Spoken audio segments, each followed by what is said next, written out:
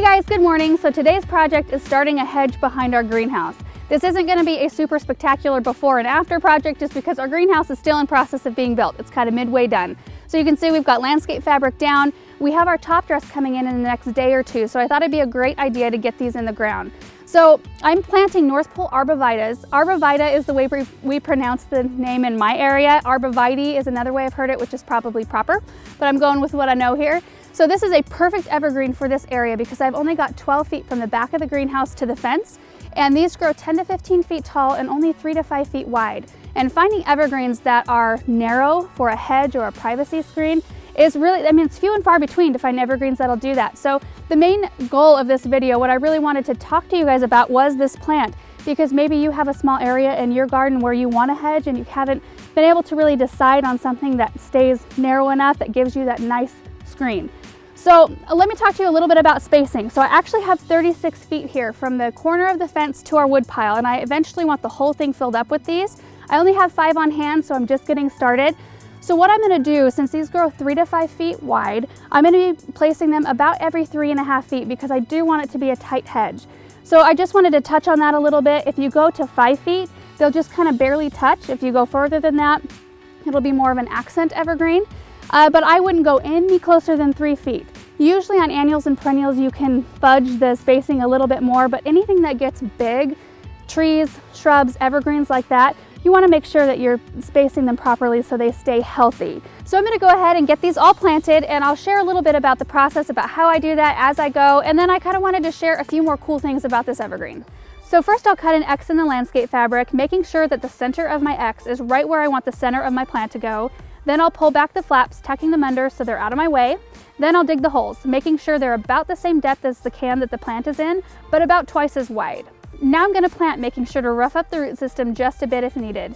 You can tell if a root system needs to be roughed up if the roots are circling around the outside of the can and you see more roots than you do soil.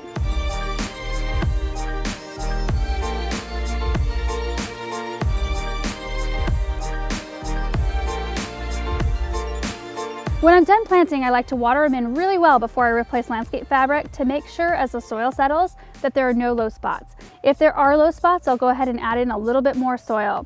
Now it's hard to say depending on your type of soil and what time of year you're planting how much you need to water them in, so just use your best judgment. I just like to fully saturate the soil around the root ball. When it looks good, I pull the landscape fabric back around the top of the plant and I'm done. So there are a few other cool things I wanted to mention about the North Pole variety of arborvitae, and that is that they are native to North America, hardy to zone 3, which is amazing because I live in a zone 5 climate, meaning I have to plant things outside that can withstand winter temperatures down to negative 20 degrees. So these ones will withstand even colder temperatures than that, which is awesome.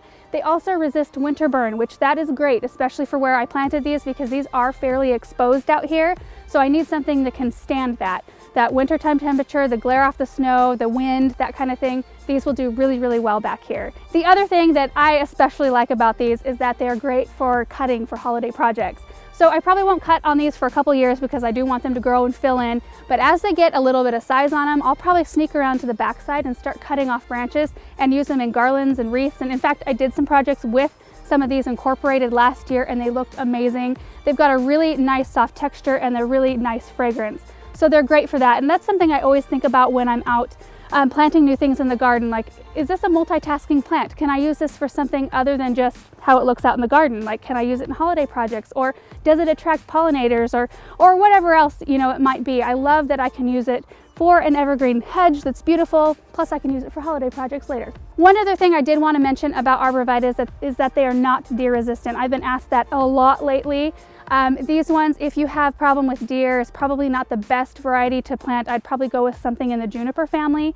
If you've got deer, I don't have that problem, thankfully. They're beautiful animals, but I would probably go crazy if they were eating all of my plants. So probably don't do these if you have a problem with deer. So that's it, you guys. I hope you enjoyed seeing these go in. Of course, it's not done yet. We still have top dress to put on top of the soil, and it'll look a lot better when that's done, and you will see these probably a lot in future videos. So thank you guys so much for watching, and we'll see you in the next video. Bye.